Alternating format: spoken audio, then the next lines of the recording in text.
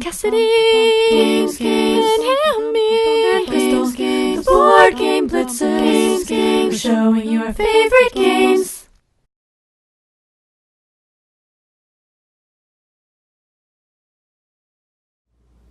My number 90 is When I Dream. So in this game, the active player places a sleep mask over their eyes so they can't see, and the rest of the players give clues to the dreamer to try and get them to guess words that are displayed on a card in the middle of the table. But the thing is, some of the players are trying to give good clues, and other players are trying to give bad clues. Some players want the dreamer to get the correct words, and other players want them to get the wrong words. So as the dreamer, you're getting misinformation and clues that don't necessarily go together, kind of like when you're having a dream that doesn't make a lot of sense. And at the end of the round, after the dreamer has guessed a bunch of words, and they only get one guess per each word, so once they've said something out loud, the team has to move on to the next one, so whether it was correct or not. At the end of the round, the dreamer then has to recall all of the things that happened in their dream, all of the words that they said.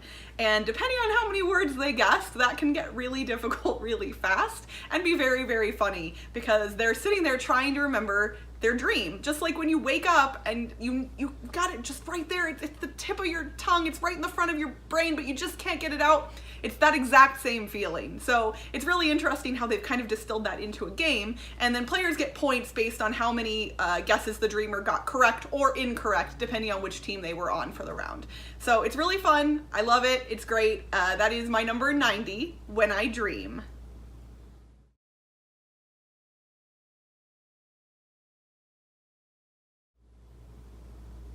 My number 89 is Lanterns, the Harvest Festival.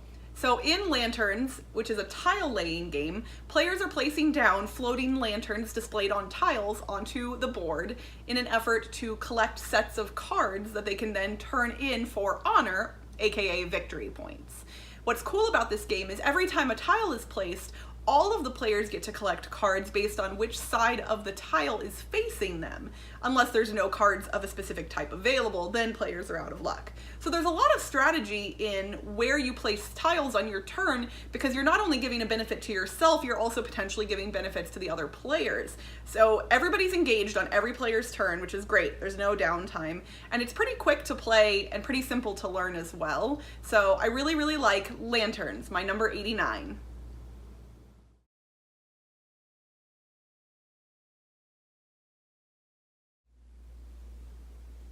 My number 88 is a small box game from Japan called Deep Sea Adventure. In Deep Sea Adventure, players are diving down into the ocean to try and collect treasures and then get back up to their submarine before their oxygen runs out. But the catch is, all of the players are drawing from a shared pool of oxygen as they're pushing their luck and trying to go farther and farther down. So what's interesting is the more treasures you pick up, the more oxygen you use up. So if a lot of players try and dive down really deep, then the oxygen will run out. And if the oxygen runs out before you get back to the submarine, you drop all of the treasures you collected. Basically, in this game, most of the time, it seems like the first round, nobody gets anything, because we all try and dive down too deep, and then we never make it back to the submarine. But you get to play 3 rounds, and the treasures get a little bit easier to get throughout the course of the different rounds as players drop treasures and things like that. The track gets lessened. It comes in a tiny box, which is great, so it's super portable, and I like push your luck games a lot. This one is a great one. That is my number 88, Deep Sea Adventure.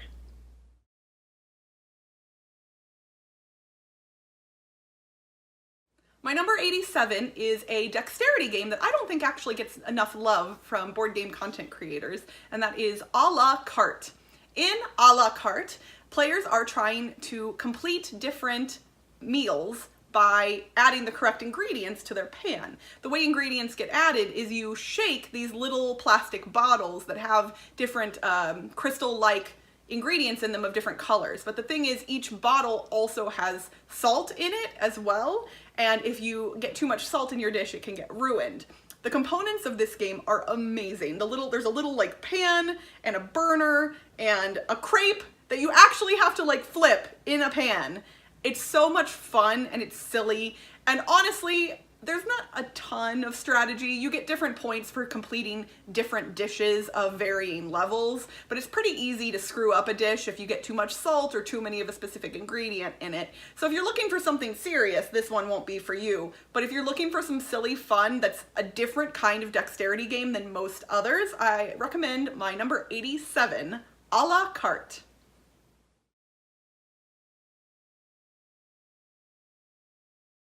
My number 86 is Dixit. In Dixit, players each have a hand of cards with some very kind of ethereal and interesting illustrations on them. And each round, the active player then will say a word or a sentence or even make a noise relating to one of the cards in their hand that they've secretly chosen. Once they give the clue, however they give it, all of the players will then select a card from their hand that they think best fits the clue that was given. All the cards are face down, shuffled together, and flipped up, and then players try and guess what the original card was that the clue giver was looking at. The goal is to get at least one player to guess correctly, but not all players. So you can't give a clue that's super vague, but you also can't give a clue that's super obvious. And that is where the interest in this game lies. It's just kind of weird and fun, and you can even play this one with kids. It's definitely approachable. I'd say this is a great gateway game for new gamers, but experienced gamers can have a ton of fun with it too. I always do, and there's a lot of expansions if you want to add more cards to the game. So that is my number 86, Dixit.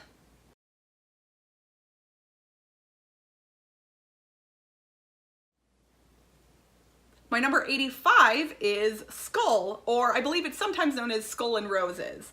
In this game, players each have a stack of coasters, all of which contain flowers except for one that has a skull on it. In the game, in turn order, players will take turns placing coasters face down in front of them, so you don't know whether they have flowers or a skull on them, until one player chooses to start the bidding. Once players start bidding, they're trying to guess how many coasters they can flip up from all of the players' piles without hitting a skull. So it's not only a matter of how many coasters have been placed out, but do you think a player put a skull down first? Or second, or not at all? Do they just have flowers in front of them? Because whatever you have in front of you, you obviously have information about. So if you have 3 coasters in front of you, and they all have flowers on them, you can bid higher more easily, but you still have to figure out whether the other players have coasters that have a skull on them in front of them, if you bid high and have to flip over theirs as well. It's really simple, it's really interesting. It does have player elimination, because if you do not succeed in a round, you lose one of your coasters at random, and so players can theoretically get eliminated, but the game doesn't take that long to play, so it doesn't bother me very much. And it's great to play in a restaurant or somewhere on the go because there's very few components and it comes in a small box. So that is why I love my number 85, Skull.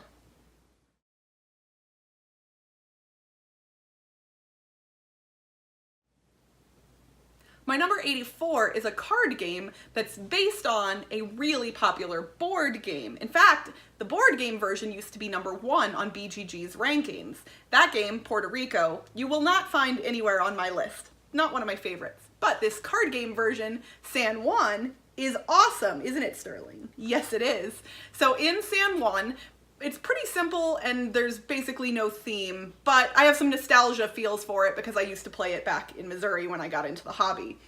Players are collecting goods and building buildings to produce more goods, to build more buildings, and so on and so forth. It's like a lot of Euro games, but it's a card game version, and I like that there are multi-use cards. So the cards in your hand are both the buildings and goods that you can put down in front of you, as well as the money you have to spend to build buildings. So you have to manage which ones you're going to actually build and which ones you're going to use as the money to build other things. And that can be a tricky dance at times. I also like that in this game, when players choose a role on their turn to determine what they get to do, all of the other players get to do that role as well, just in a lesser capacity. So again, no downtime or very little downtime in this game. Everybody's engaged all the time, and it moves pretty quickly because once players have a set number of buildings, the game will end, and that doesn't usually take that long to get to. So it's, again, not very thematic, which whatever, but you'll actually see another multi-use card game later on my list that's a little more thematic, and that's why it's higher. But for now, my number 84 is San Juan.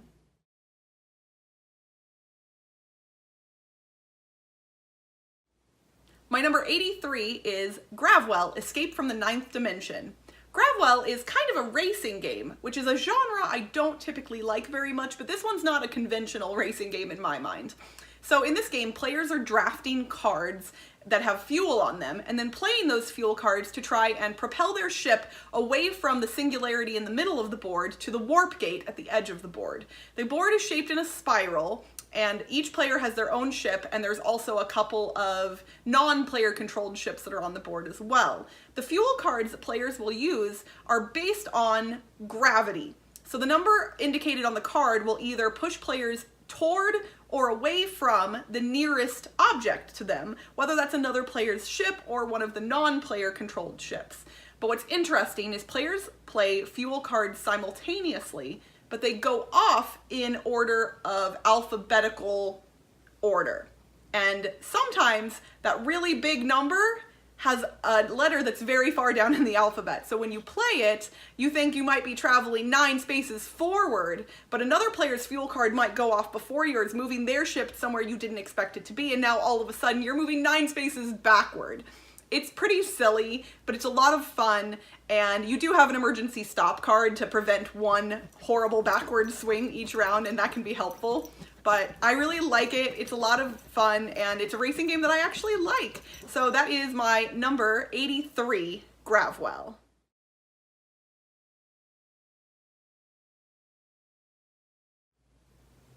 My number 82 is a game that I don't think gets talked about often enough, but I really have a lot of fun with, and that is Mord Im Arosa.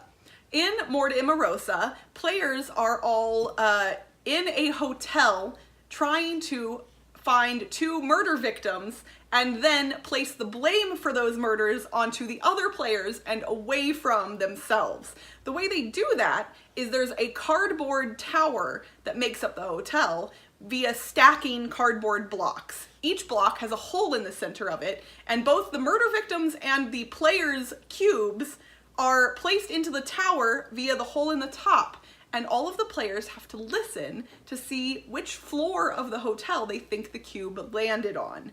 It sounds really, really difficult, and it's definitely not easy, but it's easier than you'd think. So when you drop a cube down, everyone will kind of lean in and listen, and you'll hear it go clink, clink, clink, clink, and you're like, oh, so it's probably on the 4th floor, but you're not always 100% sure. Maybe it's on the 5th floor instead.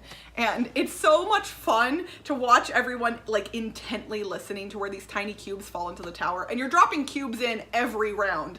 And then you're trying to guess where those cubes landed. So if you think that the player with the black cubes is on the 4th floor, you say that, and then you lift it up and look, and if there's any black cubes there, then that places some blame onto that player, and their cubes go onto a mat that's controlling the amount of blame for each player. It's silly, like most of the games on this list, it feels so far, or a lot of them. And it's one of few games that has an auditory part to it. So you can't play this at a con or any other noisy game location. So maybe that's why it doesn't get talked about too much, because I know a lot of games like this is a game that would be great for a con, but it doesn't work in a noisy environment. So maybe that's why. But if you have a quiet game day, this is a great one to break out. It is my number 82, Mord Im Arosa.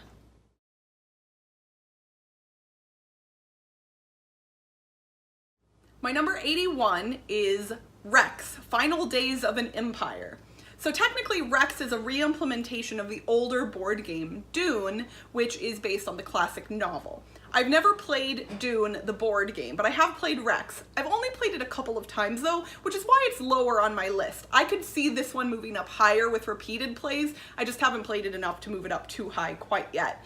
In Rex, players are controlling different alien races in an attempt to have galactic supremacy, but all of the races have asymmetric powers and win conditions. So players aren't always trying to do the same things for the same reasons. There is a win condition that applies to all of the players based on how many pieces of the map in specific areas you control. But then there's other win conditions as well, and if a player hits their individual win condition, they win the game.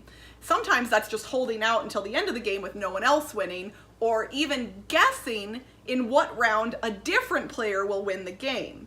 Really interesting.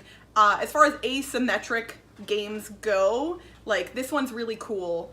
The players get to take similar actions, but they just have different special powers available to them, and you can team up with other players and then use their special abilities as well, which is neat. So inevitably there's a lot of alliance forming and alliance breaking, and this is one of the few games where I get kind of surprisingly cutthroat, which is not something I generally do or like to do in games, but in this one it kind of brings out my inner fierceness and competitor, I don't know. It's really fun, and I like it a lot, and sometime I'd like to try Dune as well, but for now, my number 81 is Rex, Final Days of an Empire.